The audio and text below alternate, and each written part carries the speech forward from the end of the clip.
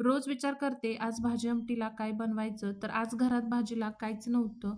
म्हटलं चला कधीतरी डाळी भाजी करत जाऊया. त्यामुळे मी लगेचच करायला घेतला डाळ कांदा आणि तो पण तुरीच्या डाळीचा. तुरीची डाळ इथे 2 तास भिजवून घेतलेली आहे. कढईमध्ये फोडणीसाठी 2 चमचे तेल टाकलेलं आहे. तेल छान असं गरम करून घ्यायचं आहे. तेल गरम झालं की यामध्ये 1 चमचा मोहरी, अर्धा चमचा जिरे, मोहरी छान तडतडली की यामध्ये मध्यम साईजचा बारीक चिरलेला कांदा आणि त्यामध्येच पाव चमचा हिंग घालायचा आहे आणि कांदा टाकून चांगलं असं परतून घेऊया. यामध्ये थोडा ठेचलेला लसूण घालून तो सुद्धा परतून घ्यायचा आहे.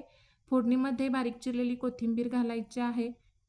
यामध्ये लाल तिखट, हळद, धना पावडर, मीठ टाकून चांगलं असं परतून घ्यायचं आहे. यामध्ये जास्तीचे काही मसाले नसतात. नंतर भिजवलेल्या तुरीची डाळ टाकून चांगलं असं मिक्स करायचं आहे आणि आवश्यकतेनुसार यामध्ये आपल्याला गरम पाणी टाकायचं आहे आणि चांगलं असं मिक्स करून घ्यायचं आहे. झाकण लावून चांगलं 7 ते 8 मिनिटं शिजवून घ्यायचं आहे. तर मस्त असा आपला तूर डाळ कांदा इथे तयार झालेला आहे. वरून बारीक चिरलेली कोथिंबीर टाकून घ्यायची आहे. चवीला एक नंबर असा हा डाळ कांदा लागतो. तर भाजीला काही नसेल तर हा मस्त असा तूर डाळ कांदा नक्की करून बघा. आजचा व्हिडिओ आवडला असेल तर चॅनलला सबस्क्राईब करा आणि लाईक करायला अजिबात विसरू नका.